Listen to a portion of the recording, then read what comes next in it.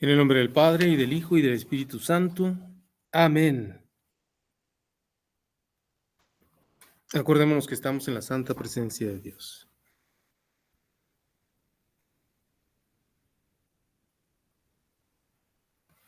Pedimos a Dios su asistencia en este curso del estudio del Catecismo de la Iglesia Católica.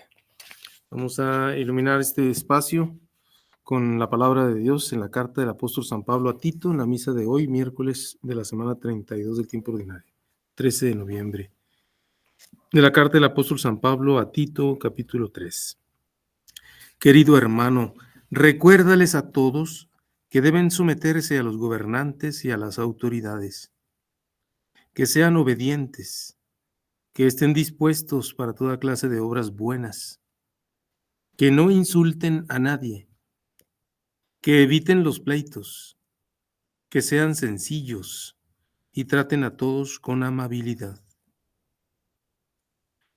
Porque hubo un tiempo en que también nosotros fuimos insensatos y rebeldes con Dios. Andábamos descarriados y éramos esclavos de todo género de pasiones y placeres. Vivíamos una vida llena de maldad y de envidia. Éramos abominables y nos odiábamos los unos a los otros. Pero al manifestarse la bondad de Dios, nuestro Salvador, y su amor a los hombres, Él nos salvó, no porque nosotros hubiéramos hecho algo digno de merecerlo, sino por su misericordia. Lo hizo mediante el bautismo, que nos regenera y nos renueva por la acción del Espíritu Santo, a quien Dios derramó abundantemente sobre nosotros por Cristo nuestro Salvador. Así, justificados por su gracia, nos convertiremos en herederos cuando se realice la esperanza de la vida eterna.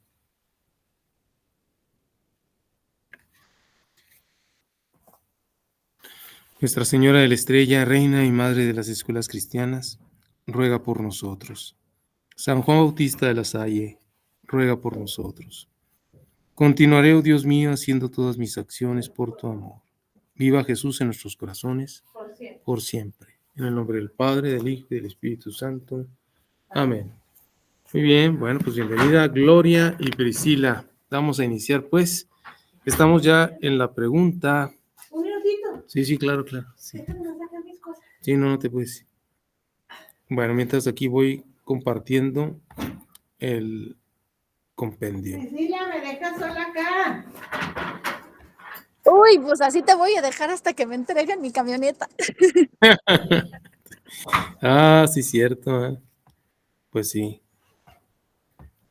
Okay. Bueno, ¿y cuándo te la entregan? ¿No te han dicho? No, todavía no. Pero bueno, esperemos que pronto. Esperemos que pronto. Sí. Bueno, entonces, ya vamos en la pregunta 341. 341. Entonces, la pregunta del compendio del Catecismo 341 dice, ¿qué novedad aporta Cristo al matrimonio? Estamos viendo el matrimonio en el plan salvífico de Dios. Hemos estudiado el matrimonio en el plan desde el Nuevo Testamento, en la creación, la aparición del pecado, cómo viene a desordenar todo, pero sin embargo se mantiene la bendición del matrimonio. Bueno, pero entonces, si sigue siendo el matrimonio una bendición, si en el plan primitivo ya era una maravilla el matrimonio, a pesar del pecado, bueno, ¿qué es lo que aporta Cristo?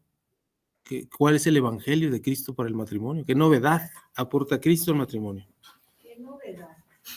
A ver, ¿qué podríamos responder? Pues, novedad ninguna. Ninguna. Amor, unión, consolidación. No sé. Sí. Novedad. Sí aporta, sí, con Cristo ha hecho todas las cosas nuevas, entre ellas también el matrimonio.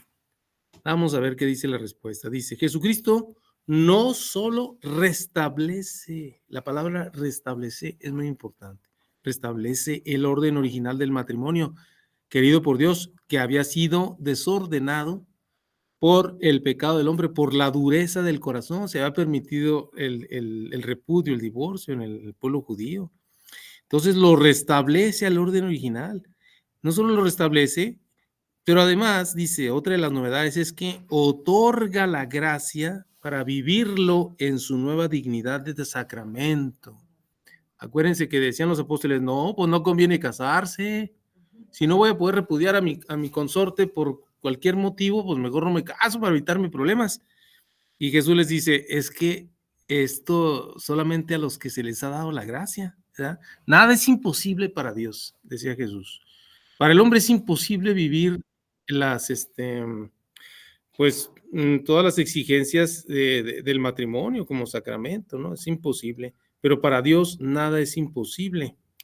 Por eso nos va a venir a decir que con mi gracia todo lo pueden, ¿sí? Todo lo puedo en aquel que me conforta, ¿no? Mi gracia les basta. Sin mí nada pueden hacer, pero conmigo todo lo pueden hacer. Yo estaré con ustedes. Otorga la gracia para vivirlo en una nueva dignidad de sacramento.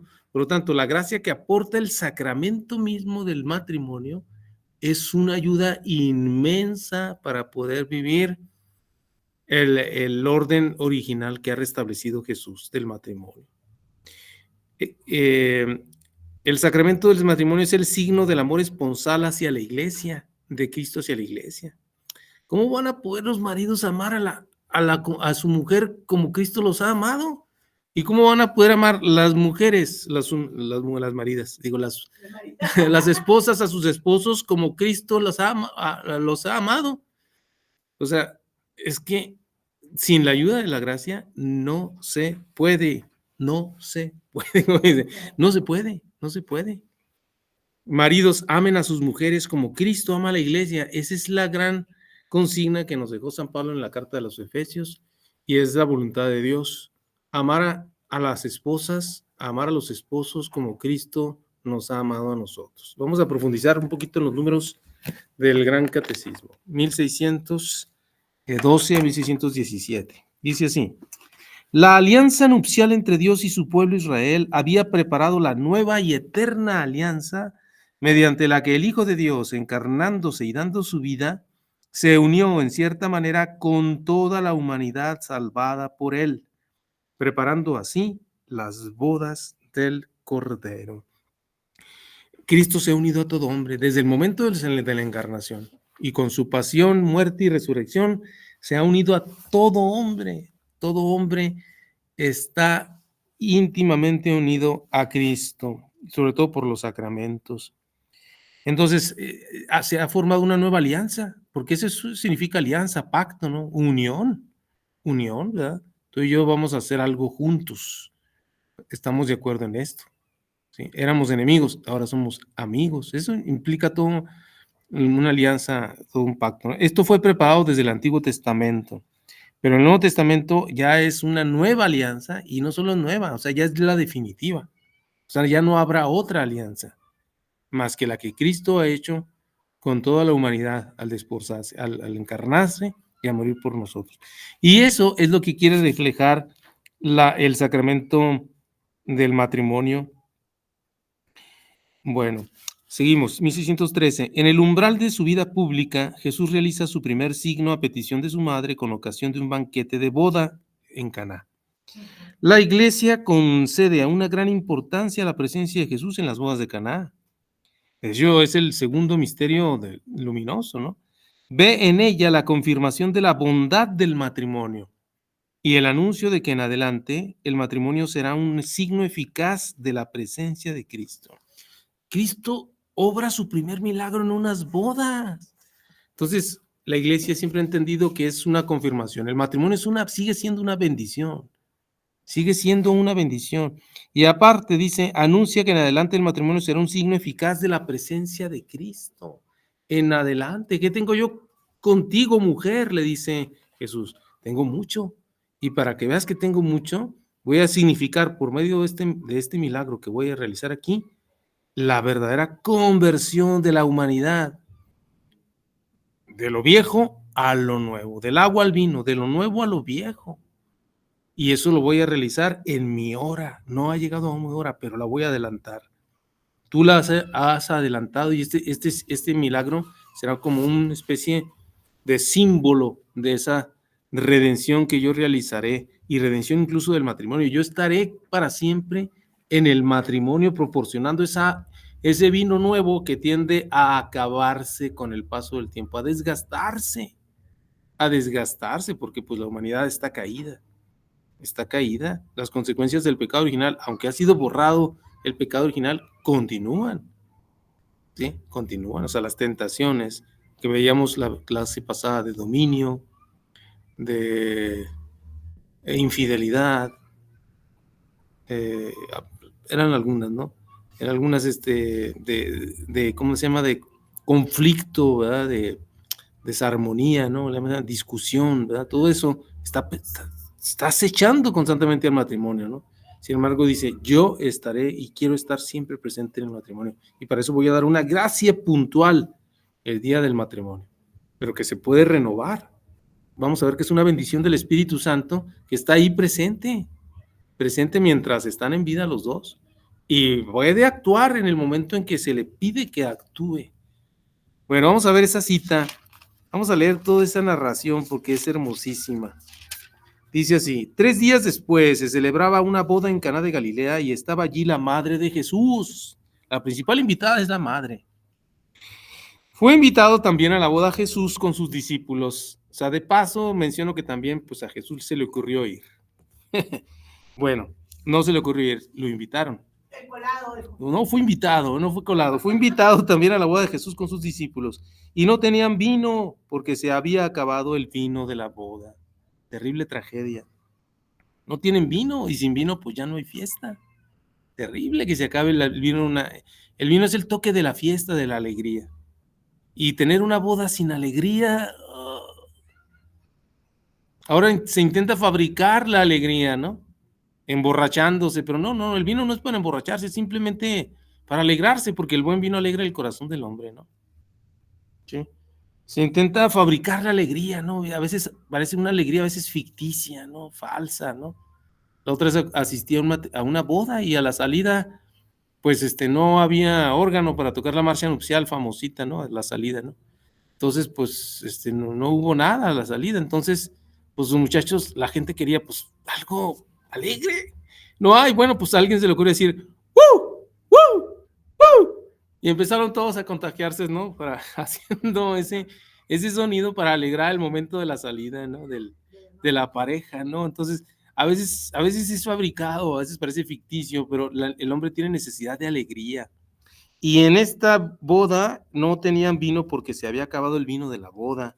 Y le dice a Jesús su madre, no tienen vino, el matrimonio no tiene vino, se desgasta, necesita el vino de la gracia. Jesús le responde, ¿qué tengo yo contigo, mujer? ¿Qué, literalmente, qué a ti y a mí? O sea, ¿qué nos va? Somos... No, pero en realidad es algo más profundo. ¿Qué tengo yo contigo, mujer? Una relación muy presente, o sea, lo que tú me pidas. Es muy curioso esto, porque Jesús le dice, Jesús le pudo haber dicho, no te apures, mamá, tú sabes que lo que tú me pidas, yo te lo concedo, ahorita mismo les arreglamos el asunto. Pero no, primero hay un diálogo misterioso que parece negativa. ¿Qué tengo yo contigo, mujer? Todavía no ha llegado mi hora, es muy clara la palabra, todavía no ha llegado mi hora. Era como que para que María dijera, pues está bien, hombre, discúlpame, no, me equivoqué, pensé que pues algo podías hacer, ¿no? Pero tú sabes cuándo, ¿no? Pero no, María parece que está desobedeciendo a su hijo, porque de alguna manera tiene que obedecerlo, ¿eh? Pero aquí Jesús se muestra obediente a la madre. O sea, porque dice su madre a los sirvientes, hagan lo que él les diga. Hagan lo que les diga. ¿Para qué le dice eso María a sus sirvientes? Pues si le acaba de decir muy claro a Jesús que aún no ha llegado su hora. Era como para decirles, miren, ustedes mejor, ya, no hay nada que hacer. Pero al final de cuentas sí le hace caso. Y efectivamente, al final de cuentas, Jesús le pudo haber dicho a María, oye, pues ¿qué no escuchaste bien? Aún no ha llegado mi hora, ¿no? Sí, le dice, no. Y empieza a dar órdenes e instrucciones a los sirvientes. O sea que Jesús, aun cuando no había llegado su hora, aquí está el misterio, ¿no? La adelanta a petición de María. O sea, aquí está el poder increíble de la oración. De todo, la obediencia a su madre. La obediencia. Bueno, había allí 6 tinajas de piedra puestas para las purificaciones de los judíos, de 2 o 3 medidas cada una. Le dice Jesús, llenen las tinajas de agua. Y las llenaron hasta arriba. hasta el tope, rebosándose. O sea, muy obedientes los criados. Sáquenlo ahora, les dice, y llévenlo al mayordomo. Lo sacan y se lo llevan al encargado de la fiesta, pues. Capitán de meseros. No al novio, porque hubiera sido gacho. El novio yo creo que ni estaba enterado de que no había vino.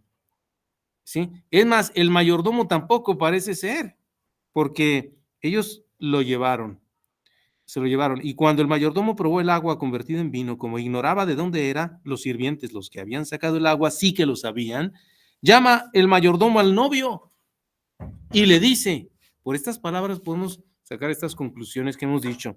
Todos sirven primero el vino bueno y cuando ya están bebidos, el inferior. Pero tú has guardado el vino bueno hasta ahora. O sea, has hecho las cosas al revés.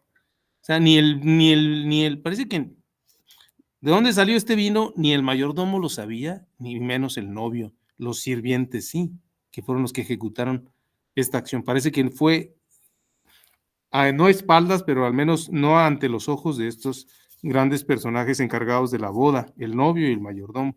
No saben y sacan un vino que es de excelente sabor. Cuando ya están bebidos, porque cuando uno está bebido, pues disminuye el sentido del gusto y la apreciación. Y con cualquier piqueta, dicen los franceses, la piquette es un vino ya muy agriado, casi vinagre. Hasta con eso se contentan, pues ya están, lo que quieren es vino, hasta alcohol puro de caña, se lo toman. Tal comienzo de los signos hizo Jesús en Caná de Galilea y manifestó su gloria y creyeron en él sus discípulos. Palabra de Dios. Maravilloso relato. Entonces la iglesia concede una gran importancia a la presencia de Jesús en las bodas de Caná. Ve en ella, en la presencia de Jesús en estas bodas, la confirmación de la bondad del matrimonio. El matrimonio es bueno. Y el anuncio de que en adelante el matrimonio será un signo eficaz de la presencia de Cristo.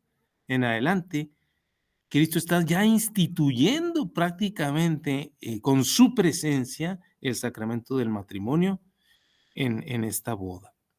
Podemos así decirlo, ¿no? O sí, efectivamente. Bueno, en su predicación Jesús enseñó sin ambigüedad el sentido original de la unión del hombre y la mujer, tal como el Creador la quiso al comienzo. La autorización dada por Moisés de repudiar a la propia mujer era una concesión a la dureza del corazón. La unión matrimonial del hombre y la mujer es indisoluble. Dios mismo la estableció, esta unión, y la estableció indisoluble. Lo que Dios unió, que no lo separe el hombre. Dios quiere unidad, no separación. Y bueno, vamos a ver estas, no, bueno, ya no vamos a ver cita, ¿no? Pero está muy claro, ¿no? El sentido original de la unión del hombre y la mujer es esa, ¿sí? Es la indisolubilidad. No se puede disolver más que con la muerte de uno de los cónyuges. Esta insistencia inequívoca en la indisolubilidad del vínculo matrimonial pudo causar perplejidad y aparecer como una exigencia irrealizable. Vamos a ver esta cita, Mateo 19:10.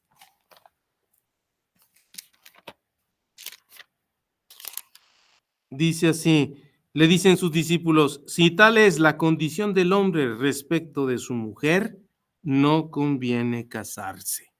Pues, claro, o sea, digo, es que si el hombre no puede repudiar a su mujer por cualquier motivo, entonces pues no conviene casarse, porque entonces si le va mal, como me dijo mi hijo la otra vez, ¿no? Le decían, ¿y qué tal? ¿Le gustaría casarse? No sé, ¿y qué tal si me va mal? Así, muchos jóvenes y las juventudes actuales dicen, ¿qué tal si me va mal?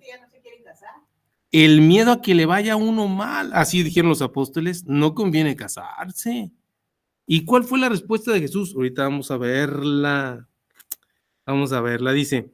Dice, sin embargo, Jesús no impuso a los esposos una carga imposible de llevar y demasiado pesada, más pesada que la ley de Moisés. ¿No? Vamos a ver esta cita, Mateo 11, 29, 30. Mateo 11, 29, 30. Mateo 11, 29, 30. Dice así,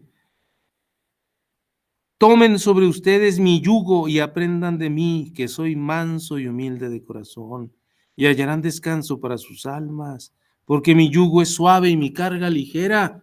Entonces, está prometiendo un yugo suave y una carga ligera. No puede ser el matrimonio una carga pesada, imposible de llevar, ¿sí? Entonces, Jesús no impuso a los esposos una carga imposible de llevar y demasiado pesada, más pesada que la ley de Moisés. Jesús vino para aligerar las cosas. Es exigente, sí es cierto, es exigente. A veces exige más que la antigua ley, pero sin embargo proporciona la gracia, que es la ayuda para poder realizarlo. Viniendo para Jesús para restablecer el orden inicial de la creación perturbado por el pecado, da la fuerza y la gracia para vivir el matrimonio en la dimensión nueva del reino de Dios. Es que no se puede vivir el matrimonio en la dimensión nueva sin la ayuda de esa gracia. Necesita un sacramento, una ayuda especial. Siguiendo a Cristo, renunciando a sí mismos, tomando sobre sí sus cruces, los esposos podrán comprender el sentido original del matrimonio y vivirlo con la ayuda de Cristo. Esta gracia del matrimonio cristiano es un fruto de la cruz de Cristo, fuente de toda la vida cristiana. ¿Cómo podremos comprender los esposos que la exigencia de Cristo no es tan pesada ni imposible de llevar, sino que es realizable? Dice aquí, renunciando siguiendo a Cristo, o sea, haciéndose verdaderos discípulos de Cristo, renunciando a sí mismos, tomando sobre sí sus cruces. Veamos esa cita, Marcos 8:34. Marcos 8:34.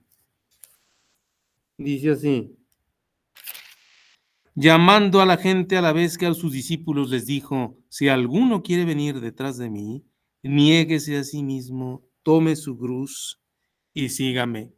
Entonces, sin tomar la cruz, no se puede vivir el matrimonio cristiano. Solo así los esposos podrán comprender el sentido original del matrimonio y vivirlo con la ayuda de Cristo. Volvamos a la cita de Mateo 19:11. Mateo 19:11. Después de que los discípulos le han dicho: si tal es la condición del hombre respecto de su mujer, no conviene casarse, Jesús les dice: no todos entienden este lenguaje, sino aquellos a quienes se les ha concedido. Luego es una gracia para comprender y poder vivir. Solamente aquel que se hace discípulo de Cristo, que recibe la gracia de ser discípulo de Cristo, de negarse a sí mismo, de tomar la cruz, de avanzar con Cristo hacia el Calvario, puede comprender que el matrimonio cristiano exigido por Cristo es posible. Es posible.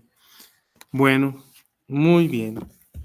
Es lo que número 1616, es lo que el apóstol Pablo da a entender diciendo: maridos, amen a sus mujeres como Cristo amó a la iglesia y se entregó a sí mismo por ella para santificarla. Y añadiendo enseguida: por eso dejará el hombre a su padre y a su madre y se unirá a su mujer y los dos se harán una sola carne. Gran misterio es este.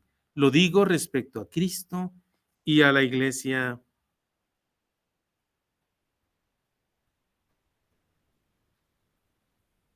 O sea, es que el matrimonio cristiano es fruto del amor de Cristo por su iglesia en la cruz.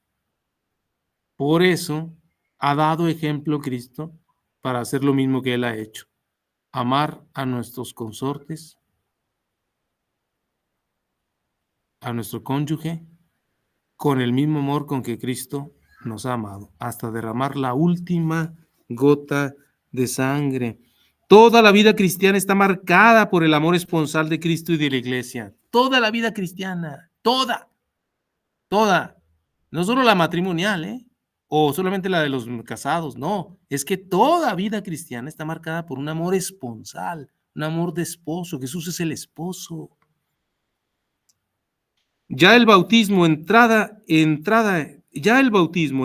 el pueblo de Dios, es un misterio nupcial. El mismo sacramento del bautismo, que es la puerta de los sacramentos, es una boda.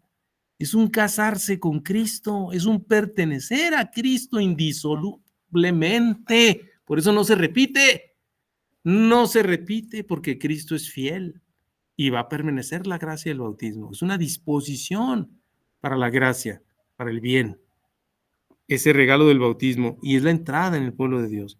Es, por así decirlo, como el baño de bodas que precede al banquete de bodas, la Eucaristía. Jesús habla de San Pablo habla de este baño de bodas. Vamos a esa cita, Efesios 5, 26, 27. Efesios 5, 26, 27.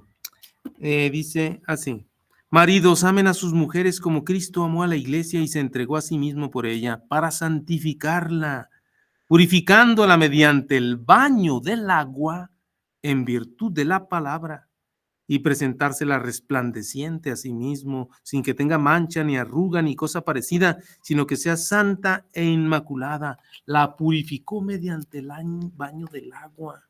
La esposa, que somos cada uno de nosotros los cristianos y el pueblo en general en conjunto, somos una esposa limpia, purificada por el baño del bautismo.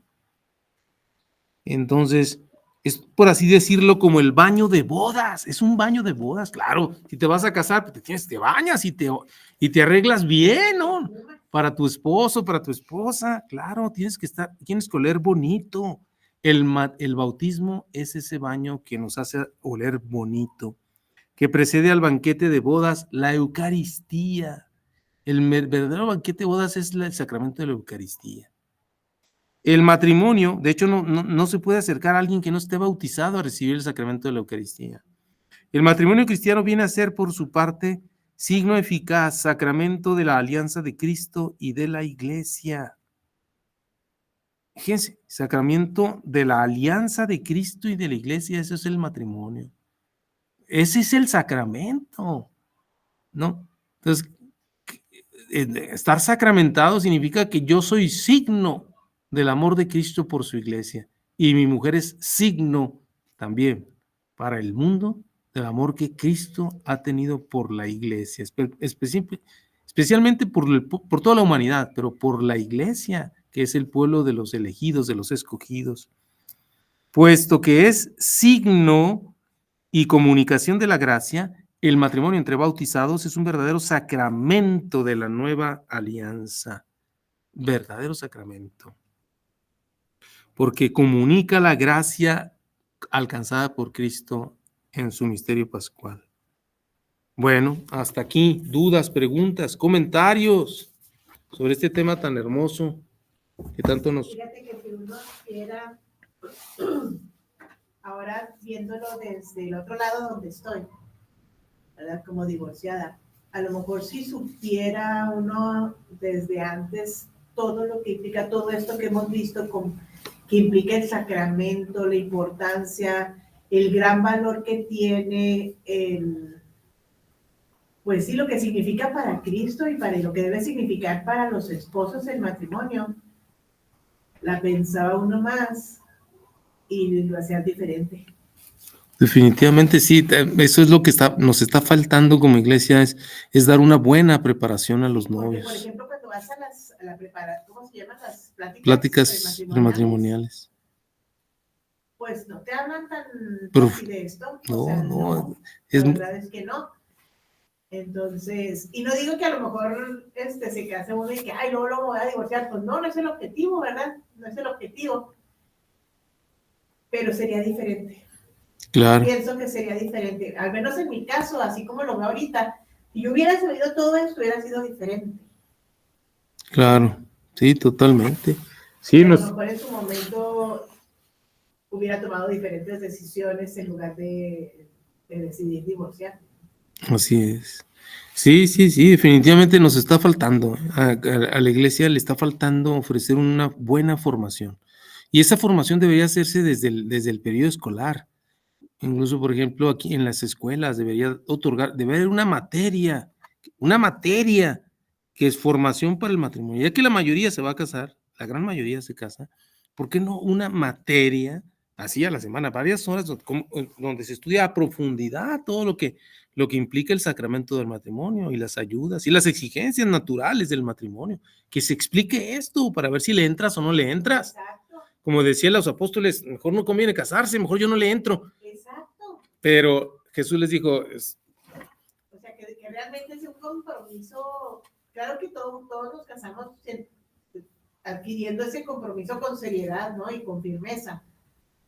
Pero que fuera un compromiso más consciente de lo que te debe de implicar. sí, sí, mira, también es cierto que aunque no nos casamos con una plena lucidez y comprensión de todo esto, sin embargo, el sacramento, si se recibió, digamos, con la mínima, ¿cómo se llama?, disposición, pues, y si sigue uno preparando y si todo eso, cuando uno le cae el 20, ya después dice uno, híjola, pues, es posible todavía. Si yo lo hubiera sabido esto antes, no hubiera cometido todos los errores que he cometido, ¿no? Definitivamente uno dice, pero no hay tampoco, no está todo echado a perder, todavía hay remedio, se puede recomponer, recuperar, porque el sacramento de la gracia, el sacramento está ahí todavía. La ayuda de la gracia no la retira Jesús hasta por alguna infidelidad, que sería el pecado más grave que podríamos decir en un matrimonio. No, Jesús no retira la ayuda. O sea, si el cónyuge se arrepiente, el cónyuge fiel se arrepiente y pide perdón, recupera, se puede. Tampoco regresaría, ¿verdad? Tampoco es para tanto, pero Sí. tampoco me regresaría. Bueno, ¿algún otro comentario, duda por allá en casita? Alma, Delia, Priscila. Todo bien, Juan Pablo. Muy bien. Muy bien, bueno, pues vamos a continuar. Aquí dice Gloria que te extraña, Alma. Bueno. Yo también, saludos.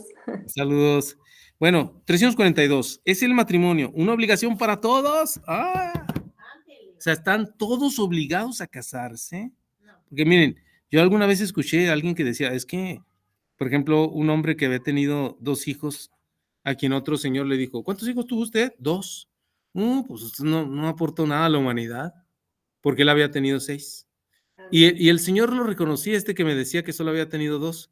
Dice, sí, es cierto, es que no aporté nada a la humanidad. Bueno, entonces, a ver, ¿está uno obligado a casarse? Y casado, ¿está uno obligado a tener el mayor número de hijos? Bueno, podemos decir que por naturaleza, por la, ¿cómo se llama?, conservación de la especie, la propagación de la especie, todo individuo de una especie, pues por naturaleza está programado, debe estarlo, así lo vemos en los animales, a reproducirse para continuar la especie. Podríamos decir que por naturaleza el hombre sí puede estar de alguna manera, pero como él, digamos, obligado a casarse. Pero también vemos que el hombre no es puro animal, puro instinto.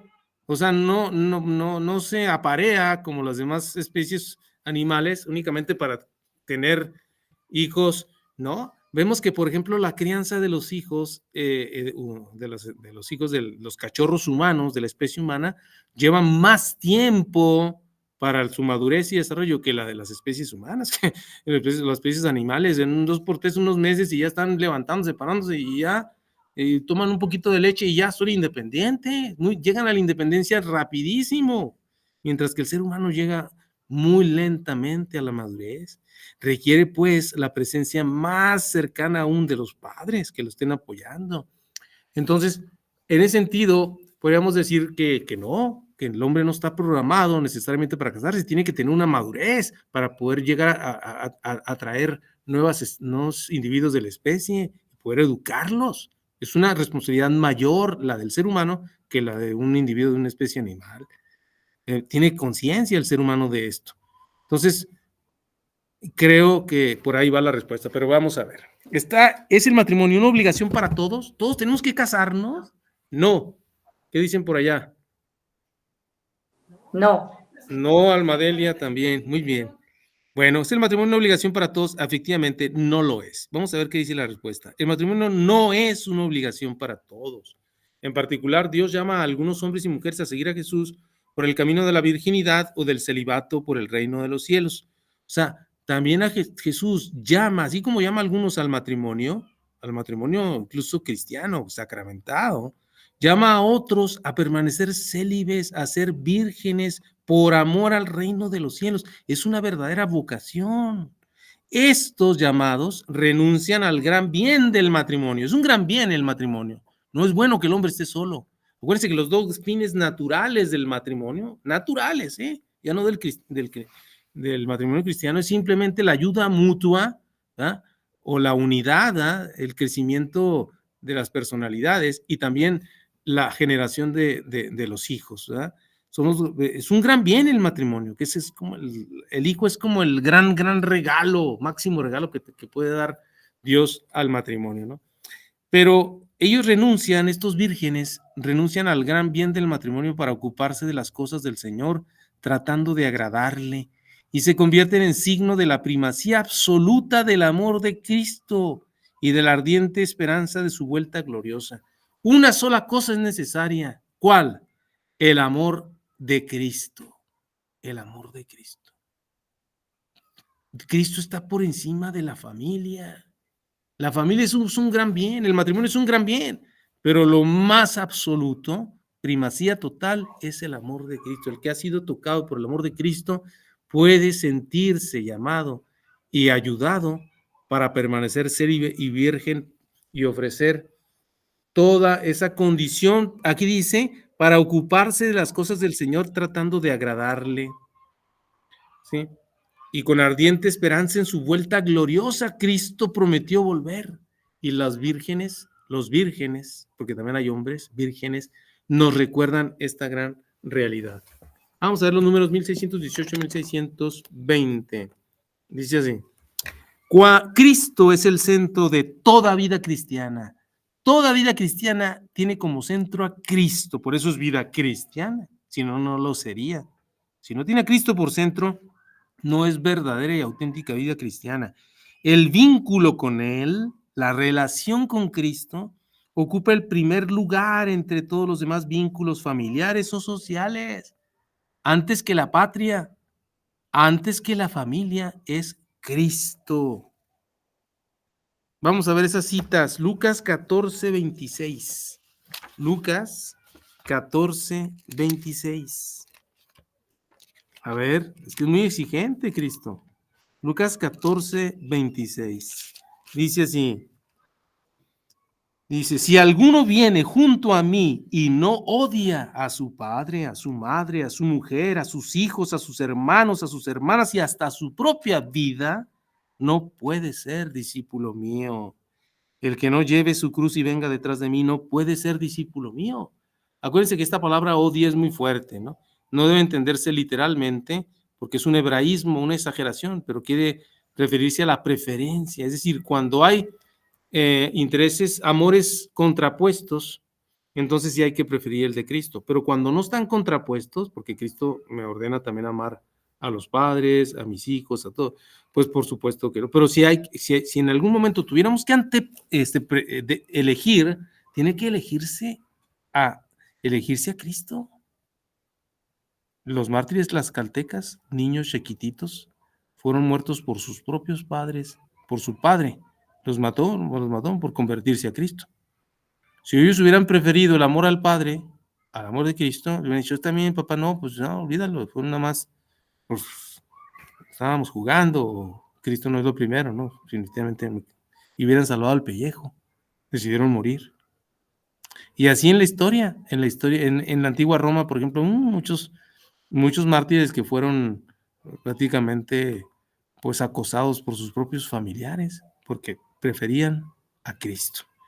Entonces, el vínculo con Cristo es el primero. Otra cita más, Marcos 10, 28, 31. Marcos 10, 28 al 31. Dice así. Pedro se puso a decirle, ya lo ves, nosotros lo hemos dejado todo y te hemos seguido. Hemos dejado todo, mujer, hijos, padres, tierras, barcas, todo. Jesús dijo, yo les aseguro, nadie que haya dejado casa, hermanos, hermanas, madre, padre, hijos o hacienda por mí y por el evangelio, quedará sin recibir el 100 por 1. Ahora, al presente, casas, hermanos, hermanas, madres, hijos y hacienda con persecuciones, y en el mundo venidero, vida eterna. Pero muchos primeros serán últimos y los últimos primeros. El vínculo con Cristo es lo primero, es el centro de toda vida cristiana. Desde los comienzos de la iglesia ha habido hombres y mujeres que han renunciado al gran bien del matrimonio. Es un gran bien el matrimonio, pero han renunciado a ese gran bien porque es mayor bien Cristo, para seguir al Cordero donde quiera que vaya, como dice el Apocalipsis. Vamos a ver esa cita. Apocalipsis 14. Muy interesante esa cita, ¿eh? Dice así, aquí va. Seguí mirando el vidente, que es Juan, y había un cordero que estaba en pie sobre el monte Sión, y con él 144,000 que llevaban escrito en la frente el nombre del cordero y el nombre de su padre. Y oí un ruido que venía del cielo, como el ruido de grandes aguas o el fragor de un gran trueno, y el ruido que oía era como el de citaristas que tocaran sus cítaras.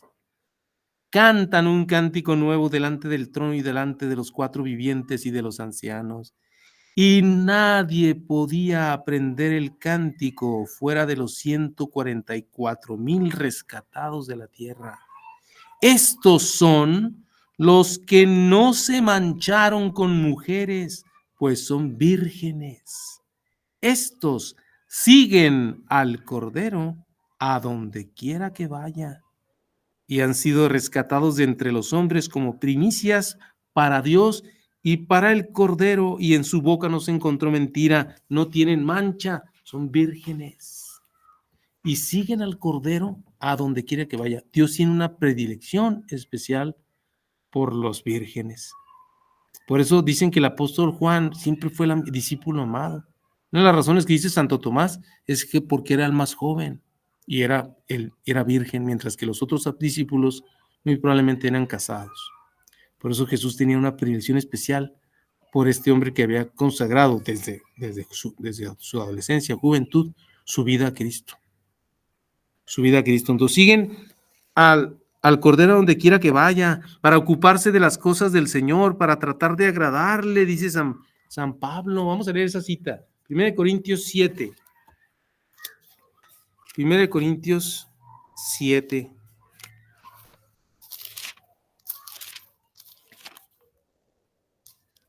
Aquí está. Leo desde el 32. Yo los quisiera libres de preocupaciones. El no casado se preocupa de las cosas del Señor, de cómo agradar al Señor. El casado se preocupa de las cosas del mundo, de cómo agradar a su mujer. Está por tanto dividido. La mujer no casada, lo mismo que la doncella, se preocupa de las cosas del Señor, de ser santa en el cuerpo y en el espíritu. Mas la casada se preocupa de las cosas del mundo, de cómo agradar a su marido. Les digo esto para su bien, no para tenderles un lazo, sino para moverlos a lo más digno y al trato asiduo con el Señor sin distracciones.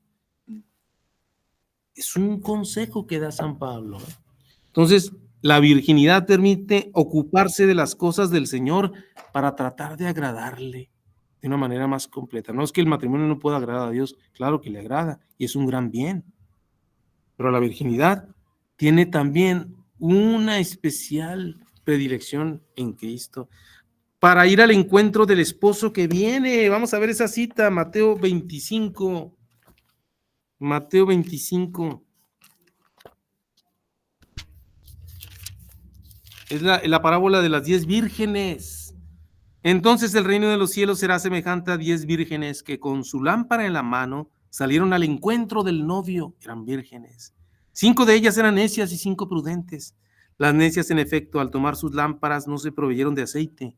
Las prudentes, en cambio, junto con sus lámparas, tomaron aceite en las aceiteras. Como el novio tardara, se adormilaron todas y se durmieron. Mas a medianoche se oyó un grito: ya está aquí el novio, salgan a su encuentro, vírgenes. Entonces las vírgenes están preparándose para recibir a Cristo, que prometió volver. Los vírgenes nos recuerdan que la gran verdad profunda y absoluta es que Cristo nos ama y que prometió volver. Y que prometió volver.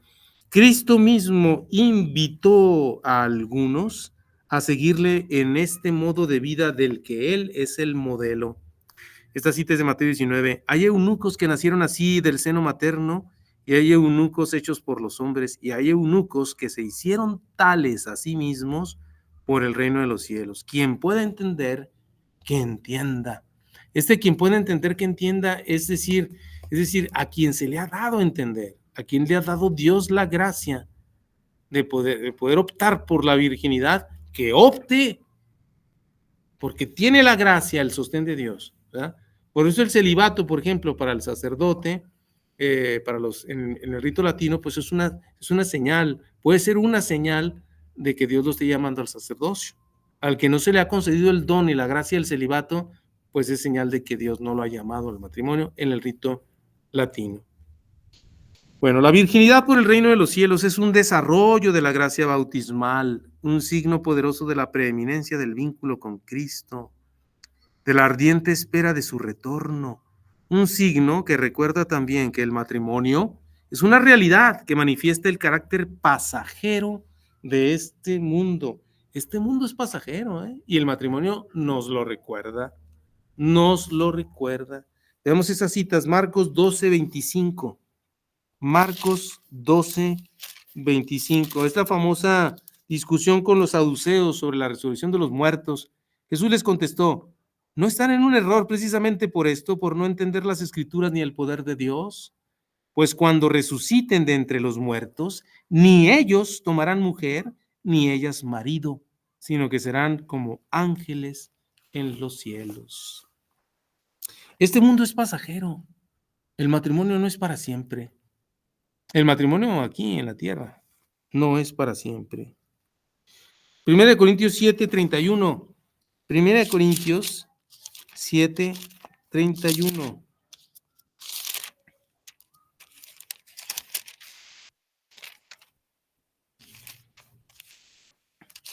Dice así. Dice, les digo pues, hermanos, leo desde el 29. Les digo pues, hermanos, el tiempo apremia. Por tanto, los que tienen mujer, vivan como si no la tuvieran. Los que lloran como si no lloraran. Los que están alegres como si no lo estuvieran. Los que compran como si no poseyeran. Los que disfrutan del mundo como si no lo disfrutaran. Porque la representación de este mundo pasa. El mundo es pasajero y eso nos lo recuerda el matrimonio. En cambio, los vírgenes nos recuerdan la realidad definitiva, absoluta, el reino de Cristo, el reino de los cielos. Cristo con nosotros para siempre, o más bien nosotros con Cristo para siempre. Bueno, estas dos realidades, el sacramento del matrimonio y la virginidad por el reino de Dios, vienen del Señor mismo, las dos. Uno es sacramento, la virginidad no es sacramento. La vida religiosa no es sacramento. El orden sacerdotal sí, el matrimonio sí, pero la virginidad no. Es Él quien les da sentido y les concede la gracia indispensable para vivirlos conforme a su voluntad. La estima de la virginidad por el reino y el sentido cristiano del matrimonio son inseparables y se apoyan mutuamente. Por eso necesitamos matrimonios fuertes, constituidos, porque de ellos pueden salir muchas vocaciones y son un signo para que alguien se anime a querer renunciar a ese gran bien. Y también necesitamos religiosos o vírgenes consagradas y gente célibe consagrada al Señor, porque ello también nos recuerda de la maravillosidad, de la maravilla de lo que es el matrimonio. Denigrar el matrimonio, dice aquí San Juan Crisóstomo, denigrar el matrimonio es reducir a la vez la gloria de la virginidad. Elogiar el matrimonio es realzar a la vez la admiración que corresponde a la virginidad. Pero lo que por comparación con lo peor parece bueno, no es bueno del todo. Claro. O sea, ¿cómo va a ser buena? ¿Cómo va a ser el bueno el matrimonio? ¿Cómo va a ser buena la virginidad si se le comparara con el matrimonio pensando que el matrimonio es una cosa mala. Evidentemente que si lo comparamos la virginidad a algo, cosa mala, pues ya no es tan buena la virginidad. Pero si el matrimonio es bueno, entonces la virginidad es muy buena. Se le conviene a la virginidad tener que el matrimonio esté en gran estima. Lo que según el parecer de todos es mejor que todos los bienes, eso sí que es en verdad un bien eminente, claro. Pero eso no todos lo entienden. Muy bien. ¿Dudas, preguntas, comentarios? No, ninguna. Todo bien, gracias. ¿Todo bien?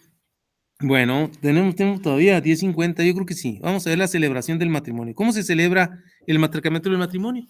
A ver, ustedes que han ido a bodas o recuerden cómo se realiza el sacramento del matrimonio. ¿Cómo se celebra?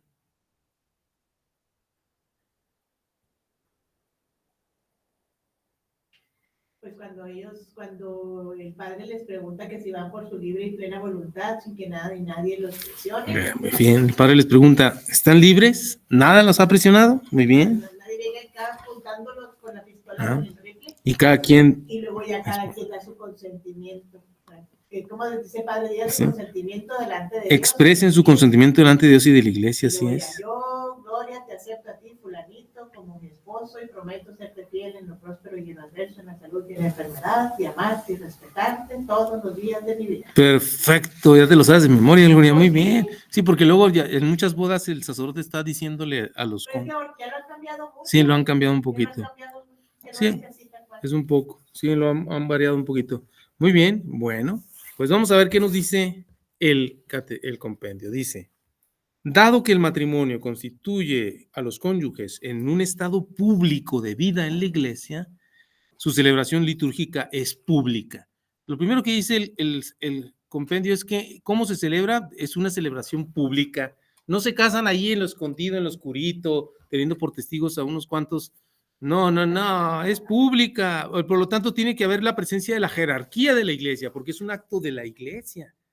Tiene que estar presente entonces el sacerdote o un testigo cualificado de la iglesia, que puede ser evidentemente el obispo, claro que sí, y también el diácono, que está facultado para casar. Algunos dicen que incluso un laico, en un caso exagerado, podría ser un testigo cualificado. Un diácono sí, está cualificado para casar. Un laico, pues, digamos, si no hay de otra, pues es que para que llegue el sacerdote, pues quién sabe, se está estudiando eso, pero bueno, hay que ver. Pero tiene que haber otros testigos también, porque es un acto público, es un sacramento, es un acto público, una celebración litúrgica pública. Acuérdense que la liturgia es la acción del pueblo, es la obra del pueblo, unido a Dios, ¿verdad? Para alabar a Dios, regresarle todo el culto, ¿no? Entonces, por lo tanto, el sacramento del matrimonio da culto a Dios, es una celebración pública. ¿Por qué? Porque el matrimonio va a constituir a los cónyuges en un estado público de vida en la iglesia. O sea, todo el mundo va a saber en la iglesia que fulanito y fulanita están casados. Va a ser público. Vamos a ver, 1621 a 1624. En el rito latino, la celebración del matrimonio entre dos fieles católicos tiene lugar ordinariamente dentro de la Santa Misa. ¿Cuándo se casan? En la Santa Misa, o sea, en el sacramento de la Eucaristía. Como la mayoría de los otros sacramentos, habíamos dicho. ¿Por qué? En virtud del vínculo que tienen todos los sacramentos con el misterio pascual de Cristo. El misterio pascual de Cristo, cuyo memorial es la Eucaristía. La Eucaristía es memorial de la pasión y muerte y resurrección de Cristo. Y de ahí brotan de ahí sacan toda su fuerza todos los sacramentos. Lo ideal es, pues, que cada sacramento no se celebre de manera aislada, fuera de una misa. ¿Sí? Por eso en el rito latino sí se celebra normalmente o se suele, dice, tiene lugar, no se suele celebrar, es que tiene lugar siempre en la misa. ¿Sí? Bueno, dice ordinariamente, ¿no? Quizá por alguna excepción podría celebrarse fuera de la misa el matrimonio, pero bueno, tiene lugar ordinariamente dentro de la misa. En la Eucaristía se realiza el memorial de la nueva alianza en la que Cristo se unió para siempre a la iglesia, su esposa amada por la que se entregó. Entonces aquí lo que nos está respondiendo el catecismo es que, ¿cómo se celebra el sacramento del matrimonio? Pues en la Santa Misa. ¿Por qué? porque en la Eucaristía se realiza el memorial de la nueva alianza, nuevo pacto es la Eucaristía, en la que Cristo se unió para siempre a la iglesia, su esposa amada por la que se entregó. ¿Sí? Cristo se está casando con la iglesia, con la humanidad redimida, y eso nos lo recuerda la Eucaristía. Si ya la Eucaristía es pues una alianza, una boda de Cristo con su iglesia, pues también el sacramento del matrimonio tiene que ser realizado en la Eucaristía. Una razón. Es pues conveniente que los esposos sellen su consentimiento en darse el uno al otro mediante la ofrenda de sus propias vidas, uniéndose a la ofrenda de Cristo por su iglesia, hecha presente en el sacrificio eucarístico, y recibiendo la Eucaristía para que, comulgando en el mismo cuerpo y en la misma sangre de Cristo, formen un solo cuerpo en Cristo. Súper conveniente que ya que van a sellar su consentimiento, lo sellen en el marco de la Eucaristía, que fue el pacto, la alianza, el consentimiento de Cristo de entregar su vida por la iglesia. Y donde la iglesia también le regresa, en la Eucaristía la iglesia le regresa también a Cristo, así como Él entregó la vida por nosotros, nosotros también decimos, por Cristo, con Él en Él, a ti Dios Padre, y nos ofrecemos como hostia pura, viva, santa, inmaculada, lo que nos exhortaba San Pablo, ¿no? Entonces la iglesia también ofrece su sacrificio, une su sacrificio al de Cristo. Entonces son dos consentimientos mutuos que ocurren en la Eucaristía, y es el mejor marco ideal para casarse en el rito latino. Por esa razón, y aparte pues comulgan, es conveniente que los esposos comulguen dentro de la Eucaristía para expresar que su comunión mutua de hombre y mujer es ante todo también comunión con Cristo, dice. Y recibiendo la Eucaristía para que, comulgando en el mismo cuerpo y en la misma sangre de Cristo, formen un solo cuerpo en Cristo. En Cristo estamos llamados a formar un solo cuerpo. Pero me tocó una boda donde ella sí es católica y él no. Entonces, los dos se dijeron ahí de que yo, fulanito, te acepto a ti, fulanita, pero no le dieron la comunión. No, comunión. O sea, sí se celebró así de que yo te acepto a ti, bla, bla, bla, bla, todo ese rito. Y él lo dijo también. Pero a la hora de comulgar, nada más le dieron la comunión a él. Sí, eso vamos a estudiarlo luego. Te va a ver esa pregunta sobre cuáles son las condiciones en cuando se pueden celebrar matrimonios mixtos, ¿no? Vamos a ver eso. Muy bien. Bueno, entonces, en cuanto gesto sacramental de santificación, la celebración del matrimonio debe ser por sí misma válida, digna y fructuosa. Por tanto, conviene que los futuros esposos se dispongan a la celebración de su matrimonio recibiendo el sacramento de la penitencia. ¿Cómo se celebra, pues, el sacramento del matrimonio? Pues tienen que haberse confesado ambos. Es otra parte de la celebración del matrimonio. Tienen que llegar limpios de pecado, haberse confesado. ¿Sí? ¿Por qué? Porque en cuanto gesto sacramental de santificación, la celebración del matrimonio debe ser por sí misma válida, digna y fructuosa. Para poder santificar, el sacramento del matrimonio es un sacramento de vivos. Tiene que ser concedido a gente viva, con vida de gracia, con vida espiritual. Tiene que haberse confesado. No puedes recibir el sacramento en estado de pecado grave. Sería una contradicción. Sería una contradicción. Tienes que confesarte. Según la tradición latina, los esposos, como ministros de la gracia de Cristo, manifestando su consentimiento ante la Iglesia, se confieren mutuamente el sacramento del matrimonio. ¿Quiénes son, pues, los ministros en el del matrimonio? Los esposos. En la tradición latina, son los esposos. O sea, no es el sacerdote. Yo no los estoy casando. El sacerdote no puede decir, yo los casé. Pues es una expresión que se suele decir, pero realmente no los casó. Los que se casaron es, yo te casé a ti, mujer mía, tú me casaste a mí. O sea, nos dimos el sacramento mutuamente. ¿Sí? Sin embargo, va a decir aquí, dice, manifestando su consentimiento, se confieren mutuamente el sacramento del matrimonio en el rito latino, en la tradición latina. En las tradiciones de las iglesias orientales católicas, los sacerdotes, obispos o presbíteros son testigos del recíproco consentimiento expresado por los esposos. En las iglesias orientales parece ser que solo los obispos y sacerdotes pueden casar, pero ellos son testigos del recíproco consentimiento expresado por los esposos, pero también su bendición es necesaria para la validez del sacramento. Entonces, el rito oriental destaca la importancia del testigo cualificado como miembro de la iglesia y cuya bendición es importantísima para que sea válido ese sacramento. O sea, no basta el consentimiento que se van a dar, que ciertamente es lo esencial, lo de los esposos, es necesaria la bendición, es la epíclesis, ¿eh? Cuando el sacerdote dice, unan sus manos y expresen ese consentimiento, ya lo expresan, entonces dice, entonces el sacerdote hace una epíclesis y impone las manos y dice, que Dios confirme lo que acaban ustedes de manifestar aquí públicamente, que Dios lo confirme, lo haga fuerte, esa unión que ustedes quieren realizar, que Dios la confirme, está solicitando, está haciendo una bendición, un derramamiento del Espíritu Santo sobre esa unión que acaba de ser creada. Vamos a ver. Las diversas liturgias son ricas en oraciones de bendición y de epíclesis, pidiendo a Dios su gracia y la bendición sobre la nueva pareja, especialmente sobre la esposa.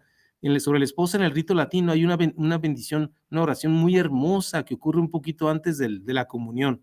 El sacerdote la dice, ¿verdad? Que Dios, no me la sé aquí de memoria ni tengo el ritual, pero es muy bonita, donde se pide muchas bendiciones, especialmente para la esposa. En la epíclesis de este sacramento, los esposos reciben el Espíritu Santo como comunión de amor de Cristo y de la Iglesia. Se recibe el Espíritu Santo en el sacramento del matrimonio. En esa bendición, en esa epíclesis que dice el sacerdote, que Dios confirme con el consentimiento que ustedes acaban de manifestar y lo que Dios ha unido, que no lo separa el hombre, se está recibiendo una bendición especial. ¿Qué es? Epíclesis epi es sobre, ¿sí? En griego.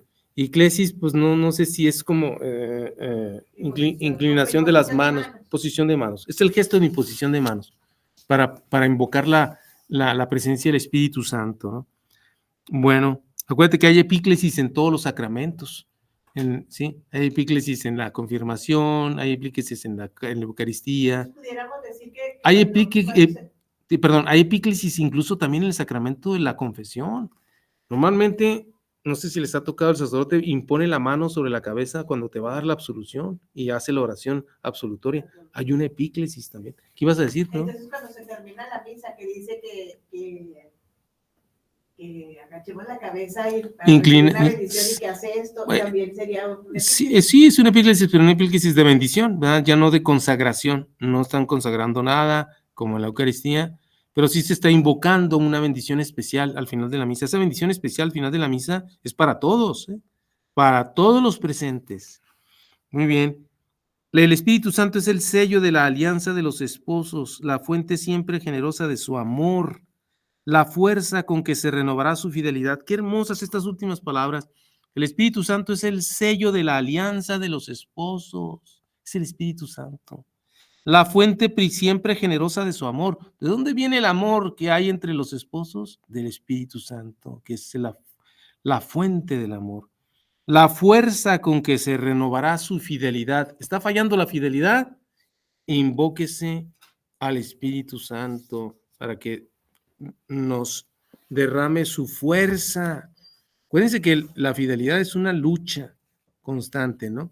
Hay que mantenerla, pero la gracia del sacramento, la presencia del Espíritu Santo, nos va a ayudar para lograrlo. Bueno, pues hasta aquí. ¿Comentarios, dudas, preguntas? ¿No?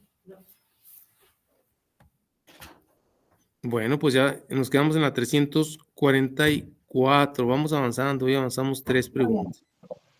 Muy bien, bueno, pues muchísimas gracias por su presencia, Priscila, Almadelia, Gloria, las fieles a este curso y, digamos, con su presencialidad, ¿verdad? Unos de manera real, otros de manera virtual. Pero están Gracias por aprendiendo todos los días. Dice Gloria que la dejan sola, que son unas malcriadas. Ay, Gloria, nada más que tenga coche, ya, me podré quedar ahí. Yo también, créeme, tomar la presencial. Sí, sí, sí. Bueno, muy bien. Ya, Bueno, esperen. pues muchísimas gracias. Nos vemos Dios mediante, ¿eh? Que descansen. Buena semana. Gracias, Juan Pablo.